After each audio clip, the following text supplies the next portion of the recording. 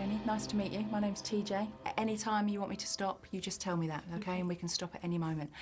There is definitely a man in the room here that keeps wanting to nuzzle you and wants to make you safe. That's the way he keeps making me feel, like he loves you, okay? He loves you and he misses you. So I know that this is a friendship, but it feels to me that he loves you more than a normal friend would. Is that okay for me to say that?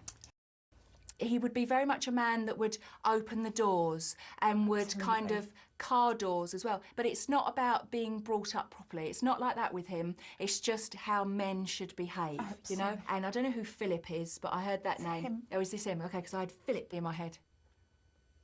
I knew the minute she said, she didn't use Phil's name at first, but she got it, Philip, straight away. She didn't say P name or anything like that.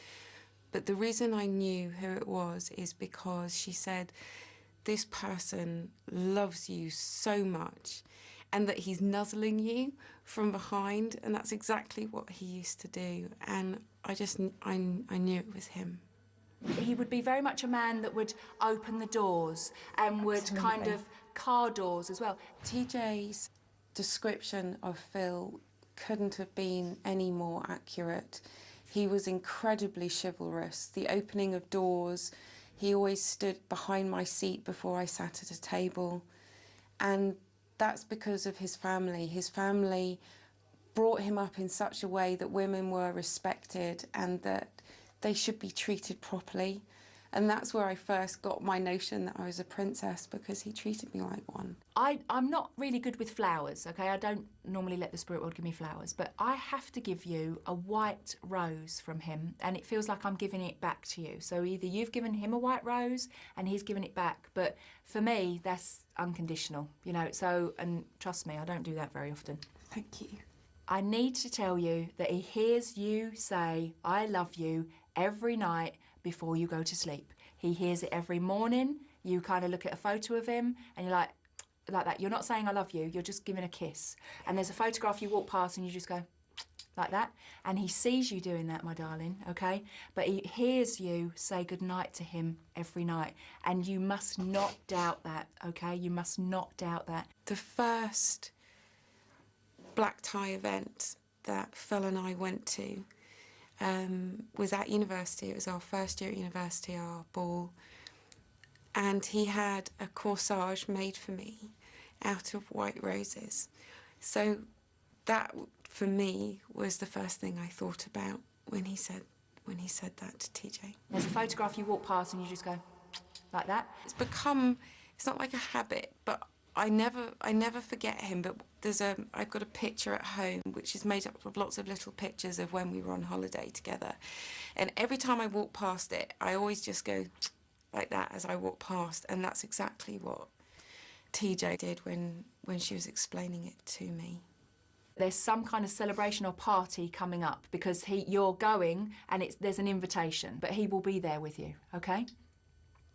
And it's important for not just yourself, but other females to know that he's coming. Does that make sense? Yes. Okay? He must have a lady that's here. He wants you and her to feel safe with each other, to feel buoyed up by each other or something like that. There's something about your qualities and her qualities that are the same then, because he's doing this like you're the same. Mum said you're that the to same. me at the okay. funeral. Oh right, okay. Because he wants you to be close. I would like that. Okay, and he wants that also, okay? I got a text from Phil's brother earlier this week. It was, save the date, we're celebrating Phil's birthday and it's going to be at his parents' house. TJ also went on to say that it's very important, the other ladies that are going to be there. And when TJ and I spoke about this, he was talking about his girlfriend who was with him the day that he was killed, and that it was really important that she know that he was going to be there with her on that day. You have a lot of girls around you physically as well here, and there's a particular lady with long blonde hair that you've kind of helped, or she's helped you. I feel like this lady would understand grief as well, but not the same as you. So I don't feel like she's lost somebody like you have, but there's somebody around you. I feel long here, sort of like blondish, she's older than you, this lady. There seems to be that kind of a friendship being built. Rather than somebody he would know, I feel like this is around you as he's gone, okay? So I'll see if he can tell me. Do you know Linda? Yes. Okay, because I'm saying she doesn't understand that, and he shouts Linda really loud. Linda. Yes, you said it. Well done.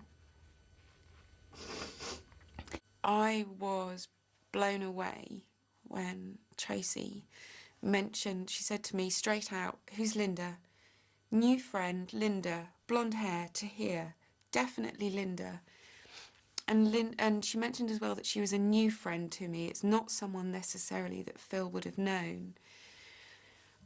Tragically, Linda's son was killed last year, just after Phil died. And we've become friends since I reached out to her after that happened, because I knew how intolerable my grief was, and I could only imagine what hers was like. Since then, Linda and I have become very close. Shorts and bubbles. Shorts and bubbles. What are you talking about? I would have thought bubbles is champagne. I don't know. Yeah. Okay. But shorts as well. Oh, anything. But there's a particular champagne that he... It's not Laurent Perrier, is it? Okay, so he's giving me a bottle of Laurent Perrier rosé. It's rosé. Okay, that's what I can see in my head. Phil liked to live the good life, and if he drank champagne, it would only be Laurent Perrier rosé. And at his party after the funeral, that's what every single guest drank. And I know that on his birthday, his mum and his family and his brothers took a bottle of Laurent Perrier down to his grave. Every time I'm asking how he's passed, he keeps showing me, I went fast. I went fast. There was no way anyone was expecting this death, okay? No. It was fast, and it's like this big rush, this big whoosh, and I've gone. Show me, darling. Phil died in a really tragic accident whilst he was skiing with his girlfriend in Chamonix. They had walked over ice bridges and didn't realise, and it gave way, and Phil fell 80 foot into a crevasse where he was buried before they were able to rescue him. He might be physically gone, but certainly he's a breath away from you, my darling. But he keeps wanting to nuzzle you like a cat. I hope that's helped. It has, thank you. You're welcome. Thank you. I think that this experience has had a big effect on me and always will, and will continue to. I'm only just out of the reading with TJ, so I haven't had much time to digest it, and it's huge, it's enormous, and it's incredibly comforting, and I can't really thank her enough for today.